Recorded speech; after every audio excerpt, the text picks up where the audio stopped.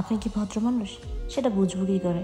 চলুন আজকে কিছু জিনিস জেনে নিই। যদি সেটা আমাদের মাঝে না থাকে তবে আমরা ডেভেলপ করার চেষ্টা করব। কাউকে টাকা ধার দিলে সে চাওয়ার আগেই আমরা টাকাটি ফেরত দেব, এটা ভদ্রতা।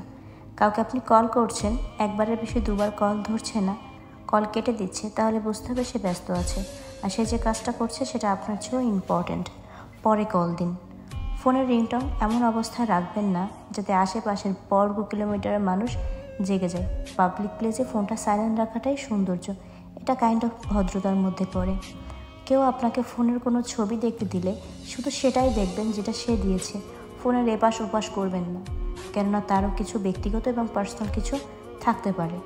হাসপাতালে কারোর সাথে যদি দেখা হয়, পরিচিত বা অপরিচিত বা দূর সম্পর্কের হোয়াটএভার, কেন হাসপাতালে এসেছে, কি করবে, কি হয়েছে, এসব প্রশ্ন করবেন না। সে যতক্ষণে নিজে থেকে বলতেছে, হতে পারে সেটা তার ব্যক্তিগত সমস্যা আছে।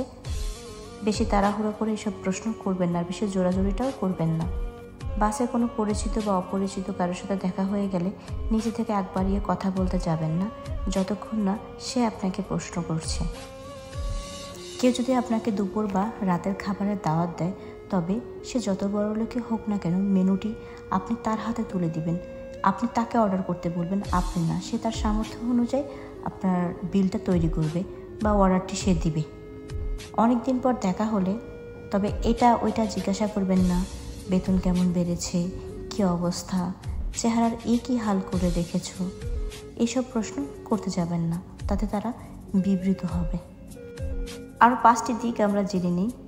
সম্পর্কের মধ্যে যে 5টি দিক রাখাটা আসলেই জরুরি, সেটা হচ্ছে কোনো মানুষই নিখুঁত নয়, তাই আপনার সঙ্গীর যদি কোনো খুঁত থাকে সেটা গোপন রাখুন। পারিবারিক বা নিজের মধ্যে কোনো সমস্যা হলে সেটা নিজেরা মিটমাট করার চেষ্টা করবেন, অন্যকে মধ্যখানে ঢুকতে দেবেন না।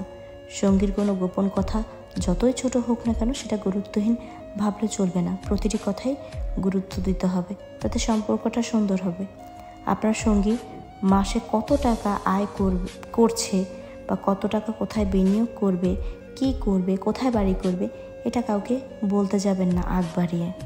কথার মাঝে কখনোই গালিগালাজ করবেন না, বা কেউ বললেও সেটা থেকে তাকে বারণ করবেন। এতে করে সম্মানহানি হয়, সম্পর্কর ভেদ নড়ে যায়। সম্পর্কটা একবার রাখা সম্ভব না হলে সম্মানের সহিত বিদায় দিয়ে নিজেদের সম্মান বুঝে নিয়ে সেপারেশন নিয়ে ফেলেন, কিন্তু সম্পর্কের মধ্যে গালিগালাজ, অসম্মান এটা আনবেন না। সর্বপ্রথম প্রায়োরিটি দিবেন নিজের সম্মানের প্রতি। আসলে কোনো সম্পর্ক যদি টিকে না রাখার হয়, সেই জায়গায় জোরাজোরি গালিগালাজ, পরিবারের